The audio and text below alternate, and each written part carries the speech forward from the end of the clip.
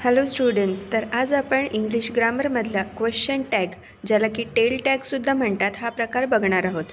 आता 10वी बोर्ड एक्झामसुद्धा आली आहे. त्यामध्ये कसा प्रश्न विचारला जाईल, तर choose a proper tail tag and rewrite the sentence by using it, अशा पद्धतीने विचारलं जातं. किंवा ॲड अ क्वेश्चन टॅग असं सुद्धा विचारलं जाऊ शकतं. तर प्रश्न कशा पद्धतीने सोडवायचे?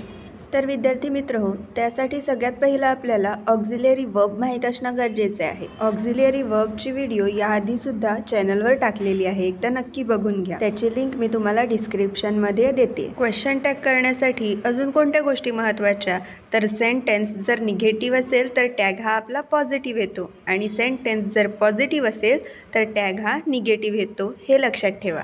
आणि सर्वात महत्त्वाचं, आपल्याला क्वेश्चन टॅग सांगितलं आहे, सो क्वेश्चन मार्क द्यायला विसरायचं नाही. खूपदा काय होतं, टेल टॅग म्हटलं की विद्यार्थी गोंधळून जातात. टेल टॅग म्हणजेच आपला क्वेश्चन टॅग असतो, हे लक्षात घ्या. So students, let start. First question, the book is a good read. गंमत काय आहे, वाक्य आपण जसंच्या तसं लिहिलं, आणि जसं की ऑक्झिलियरी वर्ब या वाक्यात काय आहे, इज, आणि आपलं वाक्य पॉझिटिव्ह आहे, सो आपला टॅग हा निगेटिव्ह येणार. आपण काय लिहिणार, इजंट इट, आणि क्वेश्चन मार्क, हे झालं आपला आन्सर. त्यानंतर नेक्स्ट क्वेश्चन बघा, तर काय आहे, a new report has urged countries to take urgent action, आणि हे सुद्धा वाक्य आपण आहे तसंच लिहिलं. त्यानंतर कॉमा दिला आपण, वाक्यामधलं ऑक्झिलियरी वर्ब जे की आहे हॅज, वाक्य पॉझिटिव्ह होतं म्हणून निगेटिव्ह केलं, आणि आपण हॅझंट लिहिलं. अ न्यू रिपोर्टसाठी आपण इट घेतला, आणि क्वेश्चन मार्क, हे झालं दुसरं क्वेश्चनचं आन्सर.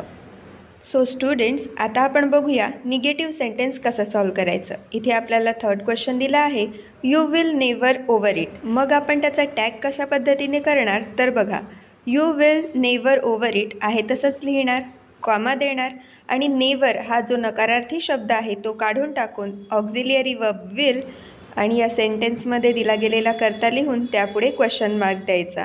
हे झाला आपला क्वेश्चन टॅग. आता आपण बघूया फोर्थ क्वेश्चन काय आहे, they had no contact with the outside people. यामध्ये नकारार्थी शब्द नो हा आला आहे, सो आपण टॅग कशा पद्धतीने करणार.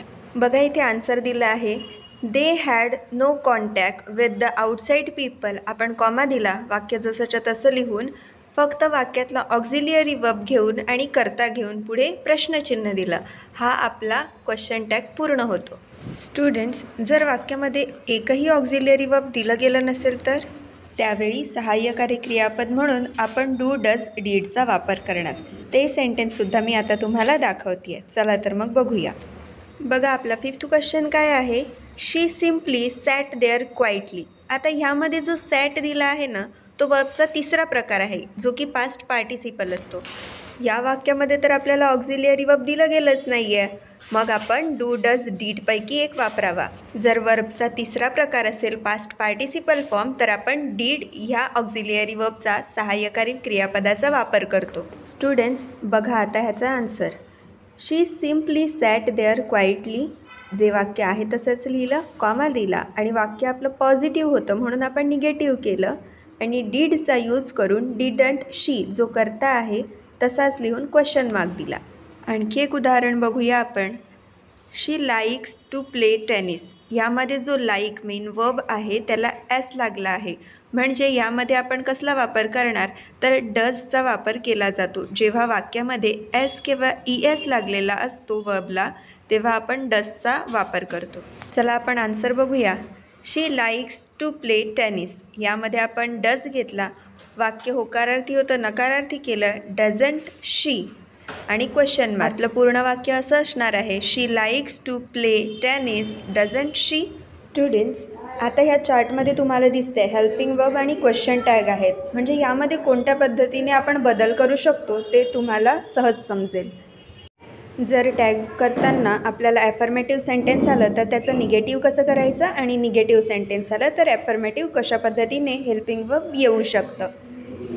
स्टुडंट्स, आता आपण क्वेश्चन टॅग कसं करायचं ते बघितलं, मग त्याची प्रॅक्टिस करूयात का.